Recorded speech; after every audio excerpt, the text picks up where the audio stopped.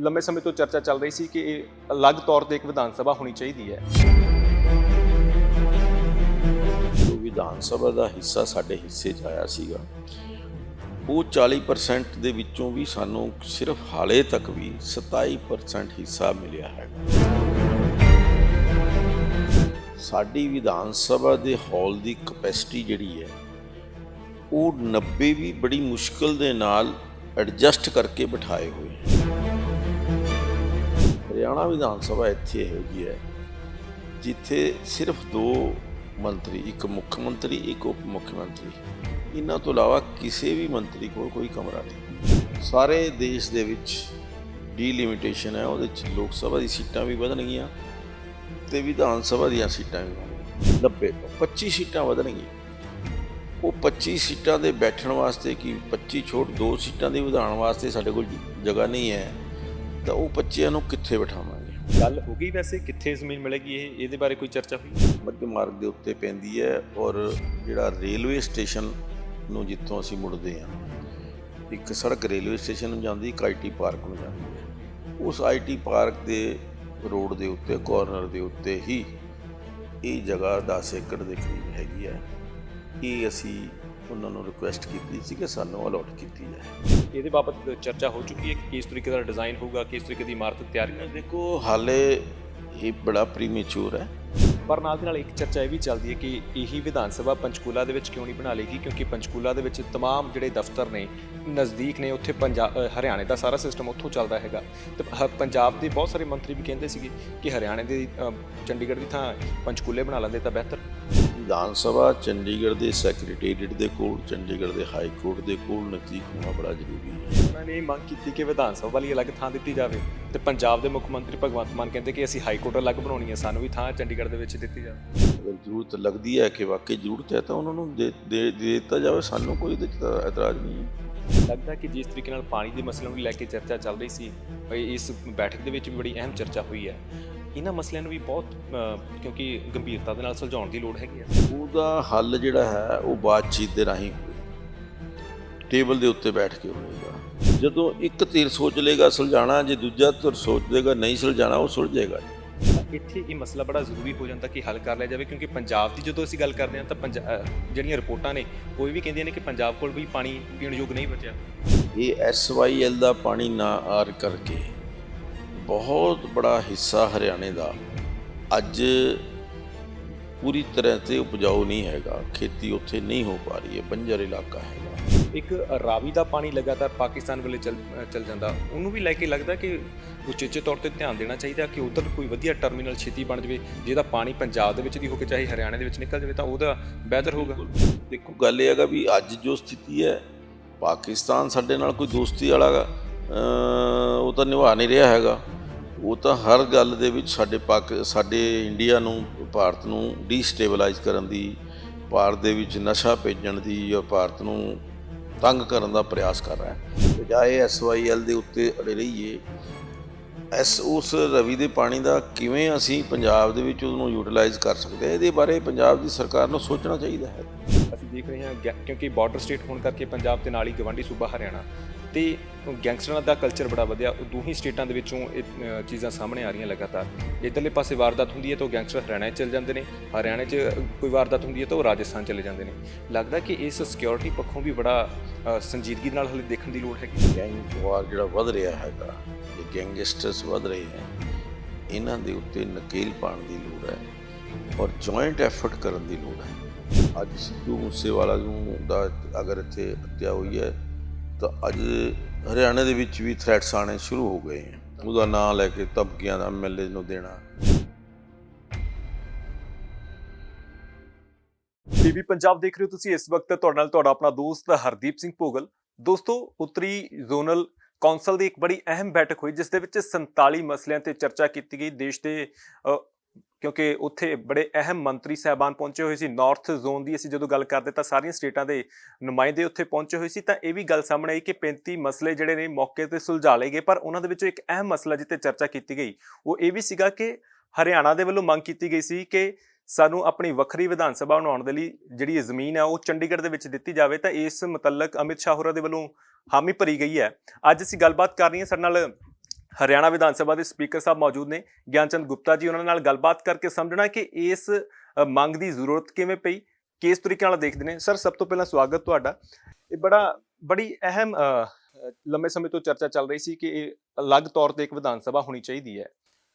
ਇਸ ਦੀ ਮੰਗ ਤੁਸੀਂ ਕਿਸ ਨਜ਼ਰੀਏ ਨਾਲ ਦੇਖਦੇ ਹੋ, ਕਿਉਂ ਜ਼ਰੂਰਤ ਮਹਿਸੂਸ ਹੋਈ ਤੇ ਕਿਸ ਤਰੀਕੇ ਨਾਲ ਇਹ ਜਿਹੜੀ ਮੰਗ ਰੱਖੀ ਗਈ ਤੇ ਪ੍ਰਵਾਨਗੀ ਵੀ ਮਿਲ ਗਈ? ਦੇਖੋ ਭੋਗਲ ਸਾਹਿਬ, ਇੱਕ ਤੁਹਾਨੂੰ ਯਾਦ ਹੈ ਕਿ ਇਹ ਜਿਹੜਾ ਪੰਜਾਬ ਔਰ ਹਰਿਆਣਾ ਦਾ ਡਿਵੀਜ਼ਨ ਸੀਗਾ 1966 ਦੇ ਵਿੱਚ ਹੋਇਆ ਸੀ, 60% ਤੇ 40% ਦੀ ਰੇਸ਼ੋ ਦੇ ਵਿੱਚ। 1966 ਦੇ ਵਿੱਚ ਜੋ ਵਿਧਾਨ ਸਭਾ ਦਾ ਹਿੱਸਾ ਸਾਡੇ ਹਿੱਸੇ 'ਚ ਆਇਆ ਸੀਗਾ, ਉਹ 40% ਦੇ ਵਿੱਚੋਂ ਵੀ ਸਾਨੂੰ ਸਿਰਫ ਹਾਲੇ ਤੱਕ ਵੀ 27% ਹਿੱਸਾ ਮਿਲਿਆ ਹੈਗਾ। 13% ਹਿੱਸਾ ਹਾਲੇ ਵੀ ਪੰਜਾਬ ਕੋਲ ਹੈ। ਲੇਕਿਨ ਜਿਹੜੀ ਵੱਡੀ ਗੱਲ ਹੈ ਕਿ 66 ਦੇ ਵਿੱਚ ਸਿਰਫ 54 ਸੀਟਾਂ ਸੀਗੀਆਂ ਵਿਧਾਨ ਸਭਾ ਦੀਆਂ, ਅੱਜ ਵੱਧ ਕੇ ਉਹ ਸੀਟਾਂ 90 ਹੋ ਚੁੱਕੀਆਂ। ਸਾਡੀ ਵਿਧਾਨ ਸਭਾ ਦੇ ਹਾਲ ਦੀ ਕਪੈਸਿਟੀ ਜਿਹੜੀ ਹੈ ਉਹ 90 ਵੀ ਬੜੀ ਮੁਸ਼ਕਿਲ ਦੇ ਨਾਲ ਐਡਜਸਟ ਕਰਕੇ ਬਿਠਾਏ ਹੋਏ ਹੈ। ਜੇ ਅਸੀਂ ਦੇਖੀਏ ਕਿ ਉੱਥੇ ਦੇ ਵਿੱਚ ਇੱਕ ਅੱਛੀ ਵਿਧਾਨ ਸਭਾ ਵਾਸਤੇ ਜੋ ਜ਼ਰੂਰਤਾਂ ਨੇ, ਵਿਧਾਨ ਸਭਾ ਦੇ ਸੱਤਰ ਦੇ ਦੌਰਾਨ ਸਾਰੇ ਮੰਤਰੀਆਂ ਨੂੰ ਆਪਣਾ ਕੰਮਕਾਜ ਕਰਨ ਵਾਸਤੇ, ਬੈਠਣ ਵਾਸਤੇ ਉਹਨਾਂ ਦੇ ਕਮਰੇ ਦਾ ਪ੍ਰੋਵੀਜ਼ਨ ਹੋਣਾ ਚਾਹੀਦਾ ਹੈ, ਉਹਨਾਂ ਦੇ ਸਟਾਫ ਦਾ ਪ੍ਰੋਵੀਜ਼ਨ ਹੋਣਾ ਚਾਹੀਦਾ, ਔਰ ਜਿਹੜਾ ਬਾਕੀ ਸਾਰੀਆਂ ਵਿਧਾਨ ਸਭਾ ਦੇ ਵਿੱਚ ਹੈਗਾ। ਲੇਕਿਨ ਮੈਂ ਸਮਝਦਾ ਵੀ ਇਕੱਲੀ ਹਰਿਆਣਾ ਵਿਧਾਨ ਸਭਾ ਇੱਥੇ ਇਹੋ ਜਿਹੀ ਹੈ ਜਿੱਥੇ ਸਿਰਫ 2 ਮੰਤਰੀ, ਇੱਕ ਮੁੱਖ ਮੰਤਰੀ, ਇੱਕ ਉਪ ਮੁੱਖ ਮੰਤਰੀ, ਇਹਨਾਂ ਤੋਂ ਇਲਾਵਾ ਕਿਸੇ ਵੀ ਮੰਤਰੀ ਕੋਲ ਕੋਈ ਕਮਰਾ ਨਹੀਂ। ਈਵਨ ਸਾਡੇ ਅਪੋਜੀਸ਼ਨ ਦੇ ਲੀਡਰ ਜਿਹੜੇ ਹੈਗੇ ਆ, ਉਹਨਾਂ ਕੋਲ ਵੀ ਅਸੀਂ ਟੈਂਪਰੇਰੀ ਇੱਕ ਇਨਫਰਾਸਟਰਕਚਰ ਜਿਹਾ ਬਣਾ ਕੇ, ਪਲਾਈਵੁੱਡ ਦਾ ਇੱਕ ਕੈਬਨ ਜਿਹਾ ਬਣਾ ਕੇ ਉਹਨਾਂ ਨੂੰ ਬੈਠਣ ਦੇ ਐਡਜਸਟਮੈਂਟ ਕੀਤੀ। ਸਾਡੀ ਵਿਧਾਨ ਸਭਾ ਦੀਆਂ ਜਿਹੜੀ ਕਮੇਟੀਆਂ ਹੈਗੀਆਂ, ਸਰਕਾਰੀ ਕਮੇਟੀਆਂ ਹੈਗੀਆਂ, ਉਹਨਾਂ ਦੇ ਚੇਅਰਮੈਨ ਹੈਗੇ, ਉਹਨਾਂ ਕੋਲ ਕੋਈ ਬੈਠਣ ਦੀ ਜਗ੍ਹਾ ਨਹੀਂ, ਉਹਨਾਂ ਦੇ ਸਟਾਫ ਦੀ ਕੋਈ ਜਗ੍ਹਾ ਨਹੀਂ। ਔਰ ਈਵਨ ਤੁਸੀਂ ਦੇਖਦੇ ਹੋ ਕਿ 1966 ਦੇ ਵਿੱਚ ਮੀਡੀਆ ਦੇ 5-10 ਅਖਬਾਰ ਛਪਦੇ ਸੀ, ਇਕੱਲੇ ਪ੍ਰਿੰਟ ਮੀਡੀਆ ਸੀਗਾ। ਹੁਣ ਇਲੈਕਟ੍ਰੋਨਿਕਸ ਮੀਡੀਆ ਵੀ ਆ ਗਿਆ, ਸੋਸ਼ਲ ਮੀਡੀਆ ਵੀ ਆ ਗਿਆ, ਅਖਬਾਰ ਵੀ ਬਹੁਤ ਸਾਰੇ ਵੱਧ ਗਏ, ਪੱਤਰਕਾਰ ਕਾਫੀ ਬੜੀ ਸੰਖਿਆ ਦੇ ਵਿੱਚ ਉਹਨਾਂ ਦੀ ਵਿਰਧੀ ਹੋਈ ਹੈ। ਇਹ ਸਾਰੀ ਮੁਸ਼ਕਿਲਾਂ ਨੂੰ ਦੇਖਦੇ ਹੋਏ, ਔਰ ਇੱਕ ਸਭ ਤੋਂ ਵੱਡੀ ਗੱਲ ਕਿ ਆਉਣ ਵਾਲੇ 2-3 ਸਾਲਾਂ ਦੇ ਵਿੱਚ ਦੁਬਾਰਾ ਡੀਲਿਮਿਟੇਸ਼ਨ ਹੋਣੀ ਹੈ। ਸਾਰੇ ਦੇਸ਼ ਦੇ ਵਿੱਚ ਡੀਲਿਮਿਟੇਸ਼ਨ ਹੈ, ਉਹਦੇ 'ਚ ਲੋਕ ਸਭਾ ਦੀ ਸੀਟਾਂ ਵੀ ਵਧਣਗੀਆਂ ਤੇ ਵਿਧਾਨ ਸਭਾ ਦੀਆਂ ਸੀਟਾਂ ਵੀ ਹੋਣਗੀਆਂ। ਔਰ 2026 ਜਿਹੜੀ ਡੀਲਿਮਿਟੇਸ਼ਨ ਹੋਣ ਜਾ ਰਹੀ ਹੈ, ਜਿੱਥੇ ਤੱਕ ਜਾਣਕਾਰੀ ਮੈਨੂੰ ਮਿਲੀ ਹੈ ਕਿ ਹਰਿਆਣਾ ਦੇ ਵਿੱਚ 115 ਸੀਟਾਂ ਹੋ ਜਾਣਗੀਆਂ, 90 ਤੋਂ 25 ਸੀਟਾਂ ਵਧਣਗੀਆਂ। ਉਹ 25 ਸੀਟਾਂ ਦੇ ਬੈਠਣ ਵਾਸਤੇ ਕਿ 25 ਛੋੜ 2 ਸੀਟਾਂ ਦੇ ਵਧਾਉਣ ਵਾਸਤੇ ਸਾਡੇ ਕੋਲ ਜਗ੍ਹਾ ਨਹੀਂ ਹੈ, ਤਾਂ ਉਹ 25 ਨੂੰ ਕਿੱਥੇ ਬਿਠਾਵਾਂਗੇ? ਇੱਕ ਦੂਰਦਰਸ਼ਤਾ ਦੇਖਦੇ ਹੋਏ, ਇਹ ਅੱਗੇ ਦੀ ਸੋਚਦੇ ਹੋਏ, ਭਵਿੱਖ ਦੀ ਸੋਚਦੇ ਹੋਏ, ਇਹ ਅਸੀਂ ਆਦਰਨੀय ਅਮਿਤ ਸ਼ਾਹ ਜੀ ਨੂੰ, ਕੇਂਦਰੀ ਜਿਹੜੀ ਕਿ ਸਰਕਾਰ ਹੈ, ਕੇਂਦਰ ਦੀ ਸਰਕਾਰ ਹੈ, ਜਿਹੜੀ ਕਿ ਚੰਡੀਗੜ੍ਹ ਦੀ ਦੇਖ ਰੇਖ, ਚੰਡੀਗੜ੍ਹ ਦੀ ਪਾਲਣ ਪੋਸ਼ਣ, ਚੰਡੀਗੜ੍ਹ ਦੀ ਐਡਮਿਨਿਸਟ੍ਰੇਸ਼ਨ ਉਹ ਕਰਦੀ ਹੈ। ਅਸੀਂ ਉਹਨਾਂ ਨੂੰ ਬੇਨਤੀ ਕੀਤੀ ਕਿ ਸਾਨੂੰ ਇੱਕ ਨਈ ਵਿਧਾਨ ਸਭਾ ਭਵਨ ਬਣਾਉਣ ਦੀ ਵਾਸਤੇ ਜ਼ਮੀਨ ਦਿੱਤੀ ਜਾਏ। ਔਰ ਮੈਂ ਬਹੁਤ ਸ਼ੁਕਰਗੁਜ਼ਾਰ ਹਾਂ ਆਦਰਨੀय ਅਮਿਤ ਸ਼ਾਹ ਜੀ ਦਾ ਕਿ ਉਹਨਾਂ ਨੇ ਸਾਡੀ ਜਾਇਜ਼ ਜਿਹੜੀਆਂ ਡਿਫੀਕਲਟੀਜ਼ ਹੈਗੀਆਂ, ਜਾਇਜ਼ ਔਕੜਾਂ ਜਿਹੜੀਆਂ ਹੈਗੀਆਂ, ਉਹਨਾਂ ਨੂੰ ਦੇਖਦੇ ਹੋਏ ਸਾਨੂੰ 10 ਏਕੜ ਜ਼ਮੀਨ ਦੇਣ ਦੀ ਜਿਹੜੀ ਹੈ ਉਹ ਹਾਂ ਕੀਤੀ ਹੈ। ਗੱਲ ਹੋ ਗਈ ਵੈਸੇ ਕਿੱਥੇ ਜ਼ਮੀਨ ਮਿਲੇਗੀ, ਇਹਦੇ ਬਾਰੇ ਕੋਈ ਚਰਚਾ ਹੋਈ? ਇਸ ਤੋਂ ਪਹਿਲਾਂ 3 ਜਾਂ 4 ਬੈਠਕਾਂ ਚੰਡੀਗੜ੍ਹ ਪ੍ਰਸ਼ਾਸਨ ਦੇ ਨਾਲ ਔਰ ਚੰਡੀਗੜ੍ਹ ਦੇ ਜਿਹੜੇ ਐਡਮਿਨਿਸਟ੍ਰੇਟਰ ਹੈਗੇ ਆ, ਜਿਹੜੇ ਕਿ ਪੰਜਾਬ ਦੇ ਰਾਜਪਾਲ ਹੈਗੇ ਆ, ਉਹਨਾਂ ਦੇ ਨਾਲ ਔਰ ਪੂਰੇ ਚੰਡੀਗੜ੍ਹ ਪ੍ਰਸ਼ਾਸਨ ਦੇ ਐਡਵਾਈਜ਼ਰ ਹੈਗੇ, finance secretary, home secretary, chief architect, ਇਹਨਾਂ ਸਾਰਿਆਂ ਨਾਲ ਬੈਠਕਾਂ ਹੋਈਆਂ ਨੇ। ਉਹ ਬੈਠਕਾਂ ਦੇ ਵਿੱਚ ਉਹਨਾਂ ਨੇ ਸਾਨੂੰ 3 ਜਗ੍ਹਾ ਸੁਜੈਸਟ ਕੀਤੀਆਂ ਸੀਗੀਆਂ ਕਿ ਇਹ ਜਗ੍ਹਾ ਹੋ ਸਕਦੀ ਹੈ, ਔਰ ਉਹਦੇ ਵਿੱਚ ਅਸੀਂ ਫਿਰ ਮੈਂ ਮੁੱਖ ਮੰਤਰੀ ਜੀ ਨਾਲ ਉਹ ਜਗ੍ਹਾ ਵੀ ਦੇਖ ਕੇ ਆਇਆ। ਉਹਨਾਂ ਤਿੰਨਾਂ 'ਚੋਂ ਇੱਕ ਜਗ੍ਹਾ ਅਸੀਂ ਸਿਲੈਕਟ ਕੀਤੀ ਹੈ, ਜਿਹੜੀ ਕਿ ਮੱਧ ਮਾਰਗ ਦੇ ਉੱਤੇ ਪੈਂਦੀ ਹੈ, ਔਰ ਜਿਹੜਾ ਰੇਲਵੇ ਸਟੇਸ਼ਨ ਨੂੰ ਜਿੱਥੋਂ ਅਸੀਂ ਮੁੜਦੇ ਹਾਂ, ਇੱਕ ਸੜਕ ਰੇਲਵੇ ਸਟੇਸ਼ਨ ਨੂੰ ਜਾਂਦੀ, ਇੱਕ IT ਪਾਰਕ ਨੂੰ ਜਾਂਦੀ ਹੈ। ਉਸ IT ਪਾਰਕ ਦੇ ਰੋਡ ਦੇ ਉੱਤੇ ਕਾਰਨਰ ਦੇ ਉੱਤੇ ਹੀ ਇਹ ਜਗ੍ਹਾ 10 ਏਕੜ ਦੇ ਕਰੀਬ ਹੈਗੀ ਹੈ। ਇਹ ਅਸੀਂ ਉਹਨਾਂ ਨੂੰ ਰਿਕੁਐਸਟ ਕੀਤੀ ਸੀ ਕਿ ਸਾਨੂੰ ਅਲਾਟ ਕੀਤੀ ਜਾਏ। ਸਰ, ਜਿਹੜੀ ਤੁਸੀਂ ਗੱਲ ਕਹਿ ਰਹੇ ਹੋ ਕਿ ਕਿਉਂਕਿ ਅਸੀਂ ਜਦੋਂ ਚੰਡੀਗੜ੍ਹ ਦੀ ਗੱਲ ਕਰਦੇ ਹਾਂ, ਬੜਾ ਇਤਿਹਾਸਿਕ ਸ਼ਹਿਰ ਮੰਨਿਆ ਜਾਂਦਾ, ਕਿਉਂਕਿ ਬੜੀਆਂ ਪੁਰਾਣੀਆਂ ਬਿਲਡਿੰਗਾਂ, ਇਮਾਰਤਾਂ ਬਣੀਆਂ ਹੋਈਆਂ ਨੇ, ਤਾਂ ਇਹਦੇ ਲਈ ਵੀ ਕੋਈ ਖਾਸ ਤੌਰ 'ਤੇ ਪ੍ਰਬੰਧ, ਜਿਵੇਂ ਤੁਸੀਂ ਦੱਸ ਹੀ ਰਹੇ ਸੀ, ਚੀਫ ਆਰਕੀਟੈਕਚਰਰ ਦੇ ਨਾਲ ਵੀ ਤੁਸੀਂ ਮੁਲਾਕਾਤਾਂ ਕੀਤੀਆਂ ਨੇ, ਇਹਦੇ ਬਾਬਤ ਚਰਚਾ ਹੋ ਚੁੱਕੀ ਹੈ ਕਿ ਕਿਸ ਤਰੀਕੇ ਦਾ ਡਿਜ਼ਾਈਨ ਹੋਊਗਾ, ਕਿਸ ਤਰੀਕੇ ਦੀ ਇਮਾਰਤ ਤਿਆਰ ਕਰਨੀ? ਦੇਖੋ, ਹਾਲੇ ਇਹ ਬੜਾ ਪ੍ਰੀਮੈਚੁਰ ਹੈ। ਇੱਕ ਵਾਰੀ ਸਾਨੂੰ ਜਗ੍ਹਾ ਹੈਂਡਓਵਰ ਹੋ ਜਾਏਗੀ, ਅਲਾਟ ਹੋ ਜਾਏਗੀ, ਤਾਂ ਨਿਸ਼ਚਿਤ ਤੌਰ ਦੇ ਵਿੱਚ ਚੰਡੀਗੜ੍ਹ ਦੇ ਵਿੱਚ ਇੱਕ ਇਹੋ ਜਿਹਾ ਵਿਧਾਨ ਸਭਾ ਭਵਨ ਬਣੇਗਾ ਜਿਹਨੂੰ ਦੇਖਣ ਵਾਸਤੇ ਲੋਕ ਦੂਰ ਦੂਰ ਤੋਂ ਆਉਣਗੇ। ਸਭ ਤੋਂ ਜ਼ਿਆਦਾ ਤਾਂ ਇਹ ਹੈ ਕਿ ਮਾਡਰਨ, ਔਰ ਜਿਹੜਾ ਸਾਰੀ ਅੱਜ ਦੀ ਜ਼ਰੂਰਤਾਂ ਨੂੰ, ਕਿਉਂਕਿ ਅੱਜ ਕੰਪਿਊਟਰਾਈਜ਼ਡ ਹੋ ਗਿਆ ਸਾਰਾ, ਵਿਧਾਨ ਸਭਾ ਆ ਗਈ, ਡਿਜੀਟਲਾਈਜੇਸ਼ਨ ਹੋ ਗਈ, ਇਹ ਸਾਰੀ ਜ਼ਰੂਰਤਾਂ ਉਸ ਵਿਧਾਨ ਸਭਾ ਦੇ ਵਿੱਚ ਉਹ ਪੂਰੀਆਂ ਹੋਣਗੀਆਂ। ਔਰ ਜਿਵੇਂ ਮੈਂ ਕਿਹਾ ਕਿ ਸਾਰੇ ਲੋਕਾਂ ਨੂੰ ਮਾਨ ਸਨਮਾਨ ਦੇ ਨਾਲ ਜੋ ਵਿਵਸਥਾ ਦੇ ਅਨੁਸਾਰ ਉਹਨਾਂ ਨੂੰ ਬੈਠਣ ਦੀ ਵਿਵਸਥਾ ਕੀਤੀ ਜਾਏਗੀ। ਸਰ, ਬੜੀ ਇੱਕ ਅਹਿਮ ਚਰਚਾ ਰਹੀ ਹੈ, ਜਿਵੇਂ ਤੁਸੀਂ ਜ਼ਿਕਰ ਕਰ ਰਹੇ ਹੋ ਕਿ ਚੰਡੀਗੜ੍ਹ ਦੇ ਵਿੱਚ ਥਾਂ ਦਾ ਚਲੋ ਪ੍ਰਵਾਨਗੀ ਮਿਲ ਗਈ ਹੈ, ਹਰਿਆਣੇ ਨੂੰ ਇਸ ਗੱਲ ਦੀ ਖੁਸ਼ੀ ਹੈ, ਪਰ ਨਾਲ ਦੀ ਨਾਲ ਇੱਕ ਚਰਚਾ ਇਹ ਵੀ ਚੱਲਦੀ ਹੈ ਕਿ ਇਹੀ ਵਿਧਾਨ ਸਭਾ ਪੰਚਕੂਲਾ ਦੇ ਵਿੱਚ ਕਿਉਂ ਨਹੀਂ ਬਣਾ ਲੇਗੀ, ਕਿਉਂਕਿ ਪੰਚਕੂਲਾ ਦੇ ਵਿੱਚ ਤਮਾਮ ਜਿਹੜੇ ਦਫ਼ਤਰ ਨੇ ਨਜ਼ਦੀਕ ਨੇ, ਉੱਥੇ ਹਰਿਆਣੇ ਦਾ ਸਾਰਾ ਸਿਸਟਮ ਉੱਥੋਂ ਚੱਲਦਾ ਹੈਗਾ, ਤੇ ਪੰਜਾਬ ਦੇ ਬਹੁਤ ਸਾਰੇ ਮੰਤਰੀ ਵੀ ਕਹਿੰਦੇ ਸੀਗੇ ਕਿ ਹਰਿਆਣੇ ਦੇ ਚੰਡੀਗੜ੍ਹ ਦੀ ਥਾਂ ਪੰਚਕੂਲੇ ਬਣਾ ਲੈਂਦੇ ਤਾਂ ਬਿਹਤਰ। ਨਹੀਂ, ਦੇਖੋ, ਗੱਲ ਇਹ ਹੈਗੀ ਹੈ ਕਿ ਇਹ ਵਿਧਾਨ ਸਭਾ ਚੰਡੀਗੜ੍ਹ ਦੇ ਸੈਕਟਰੀਏਟ ਦੇ ਕੋਲ, ਚੰਡੀਗੜ੍ਹ ਦੇ ਹਾਈ ਕੋਰਟ ਦੇ ਕੋਲ ਨਜ਼ਦੀਕ ਹੋਣਾ ਬੜਾ ਜ਼ਰੂਰੀ ਹੈ, ਕਿਉਂਕਿ ਠੀਕ ਐਡਮਿਨਿਸਟ੍ਰੇਸ਼ਨ ਕਰਨ ਵਾਸਤੇ ਇਹਨਾਂ ਤਿੰਨੇ ਅਦਾਰਿਆਂ ਦਾ ਨੇੜੇ ਹੋਣਾ ਬਹੁਤ ਜ਼ਰੂਰੀ ਹੈ। ਔਰ ਮੈਂ ਇਹ ਦੇਖਦਾ ਕਿ ਇਹ ਜਿਹੜਾ ਜਗ੍ਹਾ ਅਸੀਂ ਪ੍ਰਪੋਜ਼ ਕੀਤੀ ਹੈ, ਸੈਕਟਰੀਏਟ ਤੋਂ 7 ਮਿੰਟ ਦਾ ਰਸਤਾ ਹੈ, ਹਾਈ ਕੋਰਟ ਤੋਂ 6 ਮਿੰਟ ਦਾ ਰਸਤਾ ਹੈ, ਔਰ ਪੰਜਾਬ ਔਰ ਹਰਿਆਣਾ ਦੇ ਜਿਹੜੇ ਗਵਰਨਰ ਹਾਊਸ ਹੈਗੇ ਉਹਨਾਂ ਤੋਂ 5 ਮਿੰਟ ਦਾ ਰਸਤਾ ਹੈ। ਜਿਹੜੀ ਪੁਰਾਣੀ ਵਿਧਾਨ ਸਭਾ ਹੈਗੀ ਹੈ ਉੱਥੋਂ ਵੀ 6 ਮਿੰਟ ਦਾ ਰਸਤਾ ਹੈ। ਇਸ ਕਰਕੇ ਇਹ ਕਲੋਜ਼ ਪੈਰੀਫਰੀ ਦੇ ਵਿੱਚ ਉਹਨਾਂ ਦੇ ਨਾਲ ਜਿਹੜੇ ਆਲਰੇਡੀ ਸੈਕਟਰੀਏਟ ਹੈਗਾ, ਹਾਈ ਕੋਰਟ ਹੈਗਾ, ਉਹਨਾਂ ਦੇ ਨੇੜੇ ਅਸੀਂ ਇਹ ਮੰਗ ਕੀਤੀ ਸੀ। ਹਰਿਆਣਾ ਨੇ ਇਹ ਮੰਗ ਕੀਤੀ ਕਿ ਵਿਧਾਨ ਸਭਾ ਵਾਲੀ ਅਲੱਗ ਥਾਂ ਦਿੱਤੀ ਜਾਵੇ, ਤੇ ਪੰਜਾਬ ਦੇ ਮੁੱਖ ਮੰਤਰੀ ਭਗਵੰਤ ਮਾਨ ਕਹਿੰਦੇ ਕਿ ਅਸੀਂ ਹਾਈ ਕੋਰਟ ਅਲੱਗ ਬਣਾਉਣੀ ਹੈ, ਸਾਨੂੰ ਵੀ ਥਾਂ ਚੰਡੀਗੜ੍ਹ ਦੇ ਵਿੱਚ ਦਿੱਤੀ ਜਾਵੇ। ਸਾਨੂੰ ਕੋਈ ਉਹਦੇ 'ਚ ਅਸੀਂ ਕੋਈ, ਮੈਂ ਤਾਂ ਕਹਿੰਦਾ ਵੀ ਸਾਨੂੰ ਅਗਰ ਉਹਨਾਂ ਨੂੰ ਜ਼ਰੂਰਤ ਹੈਗੀ ਹੈ, ਉਹਨਾਂ ਦੀ ਜ਼ਰੂਰਤ ਨੂੰ ਦੇਖਦੇ ਹੋਏ ਅਗਰ ਜ਼ਰੂਰਤ ਲੱਗਦੀ ਹੈ ਕਿ ਵਾਕਈ ਜ਼ਰੂਰਤ ਹੈ, ਤਾਂ ਉਹਨਾਂ ਨੂੰ ਦੇ ਦਿੱਤਾ ਜਾਵੇ, ਸਾਨੂੰ ਕੋਈ ਉਹਦੇ 'ਚ ਤਾਂ ਇਤਰਾਜ਼ ਨਹੀਂ ਹੈ। ਸਰ, ਜੇ ਅਸੀਂ ਸਮਝਣ ਦੀ ਕੋਸ਼ਿਸ਼ ਕਰੀਏ, ਪੰਜਾਬ, ਹਰਿਆਣਾ, ਰਾਜਸਥਾਨ, ਇਹਨਾਂ ਦੇ ਹੋਰ ਬੜੇ ਮਸਲੇ ਨੇ ਜਿਹੜੇ ਗੰਭੀਰ ਮਸਲੇ ਨੇ, ਜਿਨ੍ਹਾਂ ਨੂੰ ਲੈ ਕੇ ਚਰਚਾਵਾਂ ਲਗਾਤਾਰ ਚੱਲਦੀਆਂ ਰਹੀਆਂ ਨੇ। ਲੱਗਦਾ ਕਿ ਜਿਸ ਤਰੀਕੇ ਨਾਲ ਪਾਣੀ ਦੇ ਮਸਲਿਆਂ ਨੂੰ ਲੈ ਕੇ ਚਰਚਾ ਚੱਲ ਰਹੀ ਸੀ, ਇਸ ਬੈਠਕ ਦੇ ਵਿੱਚ ਵੀ ਬੜੀ ਅਹਿਮ ਚਰਚਾ ਹੋਈ ਹੈ, ਇਹਨਾਂ ਮਸਲਿਆਂ ਨੂੰ ਵੀ ਬਹੁਤ ਕਿਉਂਕਿ ਗੰਭੀਰਤਾ ਦੇ ਨਾਲ ਸੁਲਝਾਉਣ ਦੀ ਲੋੜ ਹੈਗੀ ਹੈ। ਬਿਲਕੁਲ, ਦੇਖੋ, ਗੱਲ ਇਹ ਵੀ ਕੋਈ ਵੀ ਸਮੱਸਿਆ ਹੈਗੀ ਹੈ, ਉਹਦਾ ਹੱਲ ਜਿਹੜਾ ਹੈ ਉਹ ਬਾਤਚੀਤ ਦੇ ਰਾਹੀਂ ਹੋਏਗਾ, ਟੇਬਲ ਦੇ ਉੱਤੇ ਬੈਠ ਕੇ ਹੋਏਗਾ, ਔਰ ਉਹਦੇ ਵਿੱਚ ਦੋਨੇ ਧਿਰਾਂ ਦੀ ਇਹ ਸੋਚ ਹੋਣੀ ਚਾਹੀਦੀ ਹੈ ਕਿ ਅਸੀਂ ਇਹ ਮਸਲਿਆਂ ਨੂੰ ਸੁਲਝਾਉਣਾ ਹੈ।